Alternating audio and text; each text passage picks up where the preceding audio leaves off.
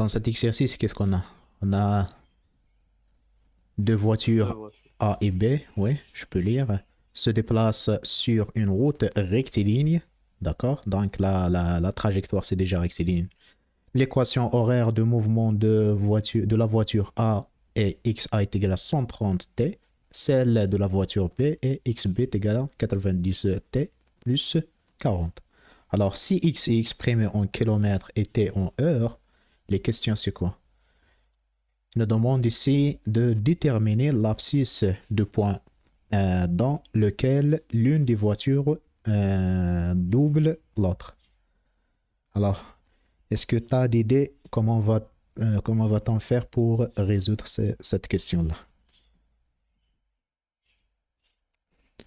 Hmm, Qu'est-ce que... Il faut tracer. Non, il faut faire égal à zéro.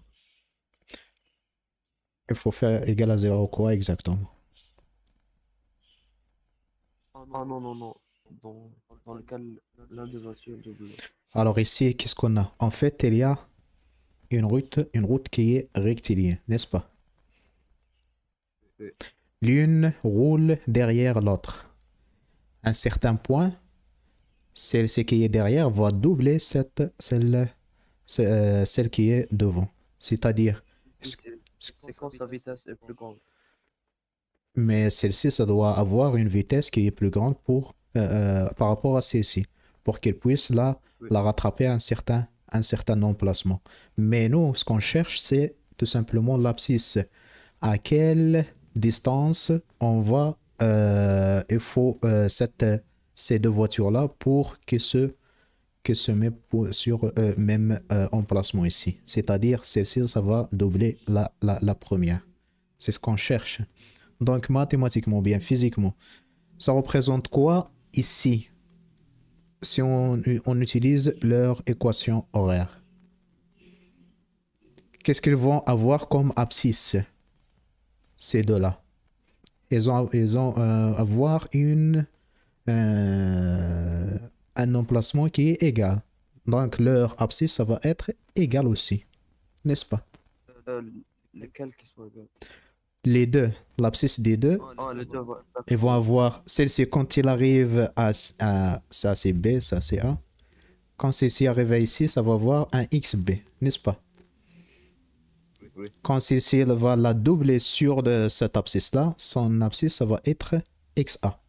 C'est quoi la relation entre XA et XB maintenant? À cet emplacement exact. Ils vont être, le XA va être plus grand que. Non, ils vont être égaux. Le XA est égal à XB. Ah, ok, oui. Donc, on va commencer par à 0 ici. Chacune de ces voitures-là, ils vont avoir des abscisses qui vont varier. Mais celle-ci roule à une vitesse plus grande que celle-ci. C'est-à-dire à certains emplacements, ils vont avoir le même abscisse. C'est-à-dire ils vont parcourir la même distance. Ça va? Oui. C'est cet emplacement qu'on cherche en fait. Donc on va utiliser cette particularité pour trouver l'instant de doublage et par la suite on revient sur l'une de ces deux-là pour calculer le XA ou bien le XB parce qu'on a déjà dit qu'elles sont égales. Tu vois l'idée maintenant?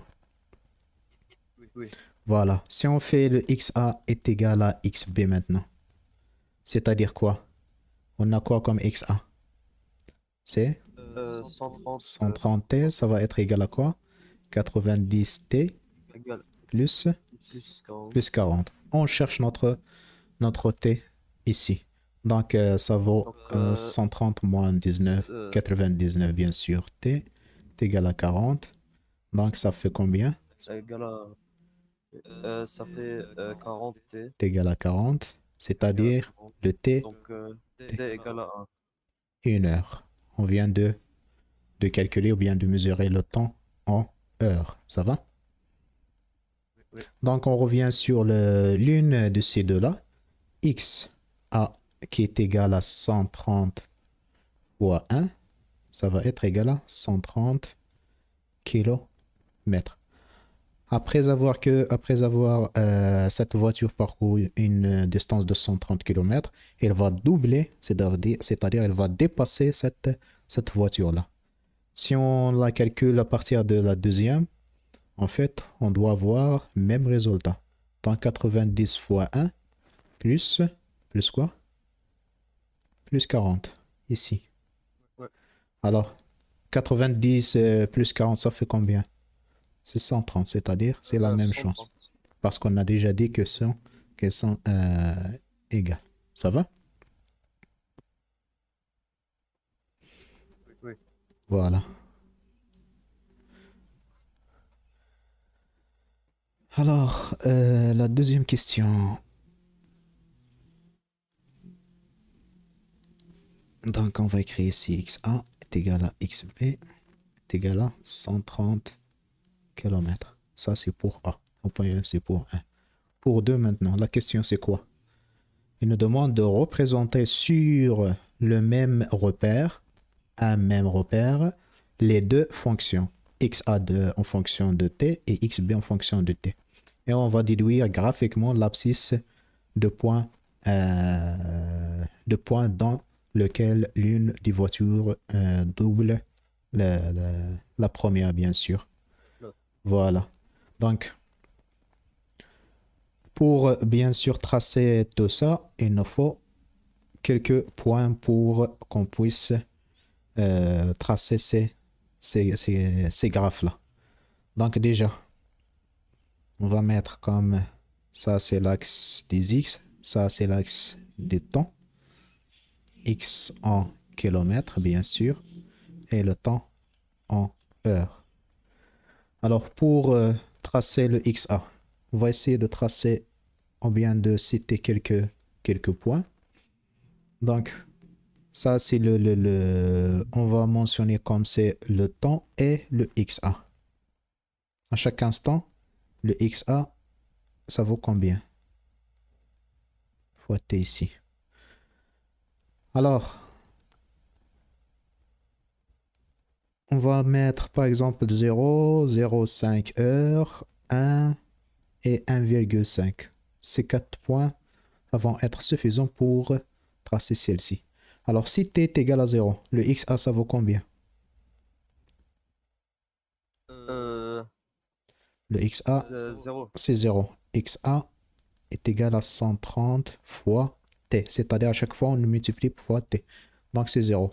Pour 0,5, c'est-à-dire c'est 130 sur 2. Oui. 60.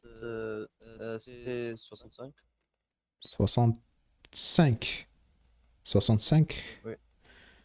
C'est bien ça, 65, c'est pas 75, d'accord? Pour le x, pour le t est égal à 1, ça fait 130. Pour le t est égal à 1,5, c'est-à-dire c'est 130 plus 60, 65. Ça vaut, c'est 1, 5 ici, 6 plus 3, c'est 9. C'est bien ça. Oui. Donc on va essayer de mettre ça, c'est 0,5, c'est 1, c'est 1,5 par exemple. Pour 0, c'est 0 déjà. Alors on va mettre ici les gradations convenables. Ça va être, on va le graduer comme en 50, ça vaut mieux. Donc ça c'est 50, ça c'est 100, ça c'est 150 par exemple. Tu me suis là comment je fais pour le traçage, d'accord. Alors le premier point c'est 0. Ça bien sûr c'est 0,5, c'est 1, c'est 1,5. Pour le 0,5, on vient de dire que c'est 65, c'est-à-dire c'est environ ici. On va estimer que c'est ici. Pour le 1, c'est 130. Ça, c'est 125 presque, c'est-à-dire un peu plus haut. Et 1,5, c'est 195. C'est proche de 200, bien sûr. Ça va être quelque part ici. Donc, on vient de voir que c'est une fonction linéaire cette fois-ci. Elle passe par l'origine. C'est bon? Oui. Donc on peut la tracer de cette manière-là pour... D'accord. Alors on va faire comme ça.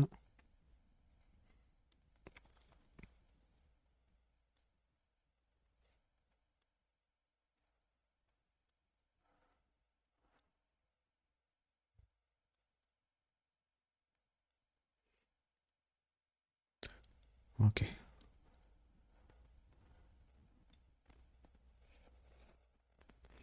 Presque. Ça va? Oui. La deuxième maintenant, qu'est-ce qu'on va faire? On va ajouter On une, fait la même chose. on va ajouter une ligne ici, oui, pour le XB. Et voir, ça va donner quoi? Le XB, c'était 90T plus 40. Alors, AT est égal à 0. Ça vaut combien le XB? Alors, Ça vaut 40, voilà. Donc, c'est quelque part ici.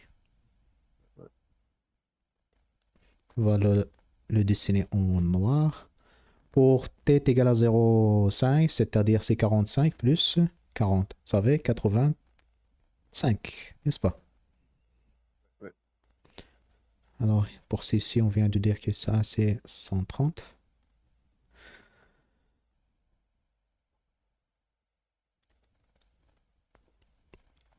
Quatre-vingt-cinq.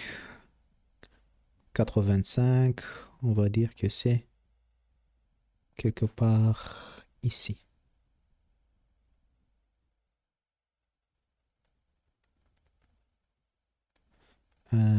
D'accord.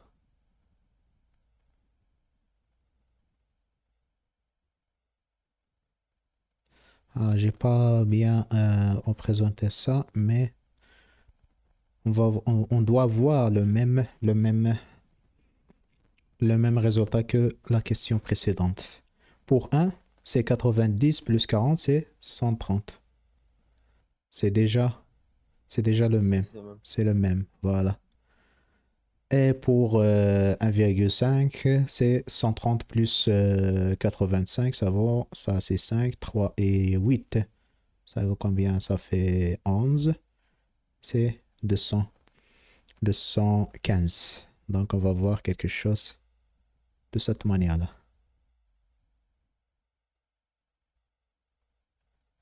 Alors, si c'était sur un papier millimétrique, bien sûr, tout va être dessiné comme rigoureux.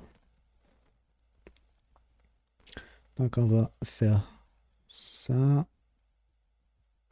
Ça doit donner quelque chose de cette sorte-là.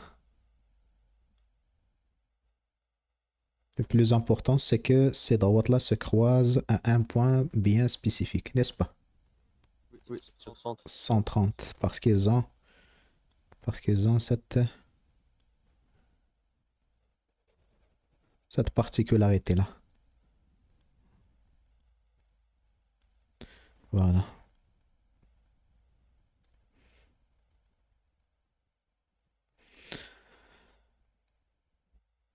Ok. En fait, ce point-là, ça va devenir plus que 150. Mais comme je viens de dire, ce que nous intéresse, c'est ce point-là. Ça va?